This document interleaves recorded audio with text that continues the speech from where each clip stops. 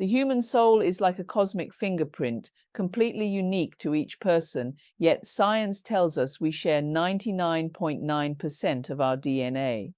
Today we're exploring how 7 distinct spiritual realms shape who we really are. That's such a fascinating paradox. How we can be so similar physically yet have such unique spiritual blueprints. What exactly determines these differences? Well, it all comes down to what I like to call our spiritual training grounds. Think of it as 7 different universities, each specializing in a different aspect of consciousness: truth, communication, healing, wisdom, love, illumination, and transformation. Hmm, so it's like choosing a major for your soul before incarnating? Exactly that.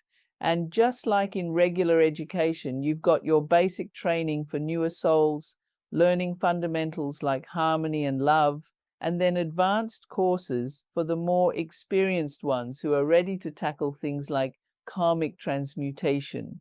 You know what fascinates me most? How these different realms manifest in people's everyday lives.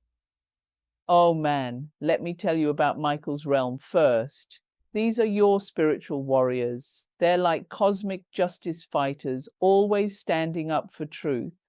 But, and here's where it gets interesting, they often struggle with this overwhelming need to save everyone. That must create some intense internal conflicts for them. You better believe it. I've seen Michael souls literally burn themselves out trying to right every wrong they encounter. But then you've got Gabriel souls, the communicators, who face totally different challenges. Well, what kind of challenges do they typically encounter? So these Gabriel souls, they're like spiritual artists and teachers. They have this amazing ability to translate complex divine concepts into something we can all understand.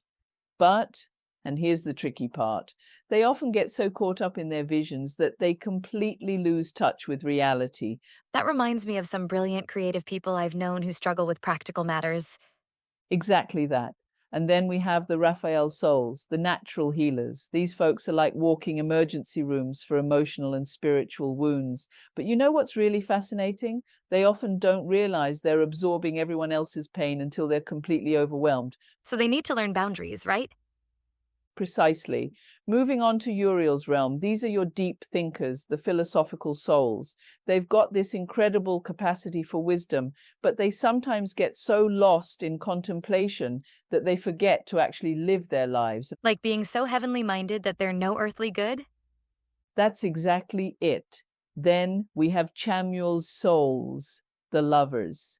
These beautiful souls are like walking heart emojis, but they often struggle with saying no because they're afraid it makes them less loving. That must create some really challenging situations in their relationships. Oh, you have no idea.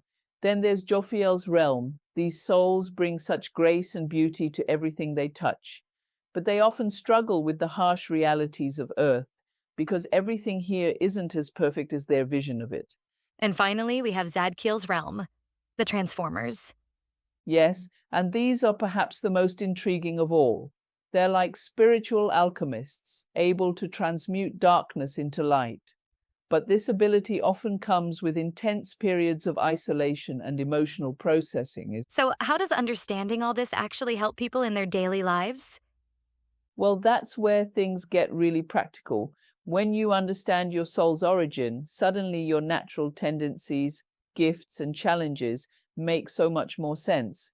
It's like having access to your soul's user manual. That must be incredibly empowering for people who feel lost or disconnected from their purpose.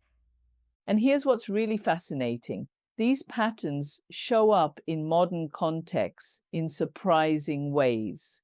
You might see a Gabriel soul using social media to spread spiritual messages, or a Raphael soul combining traditional healing with modern medicine. So, these ancient spiritual principles are still totally relevant today? More than ever. And what's particularly interesting is how this knowledge helps people navigate modern challenges. A Michael soul might better understand why they feel such intense pressure to fight for social justice, while a Chamuel soul might finally realize why they struggle with setting boundaries in professional relationships. That really puts things in perspective. We're all just spiritual beings trying to figure out this human experience. And that's exactly what makes this journey so extraordinary. Whether we're spiritual warriors, healers, teachers, or transformers, we're all contributing to this grand evolution of consciousness. The key is understanding our unique role in it all.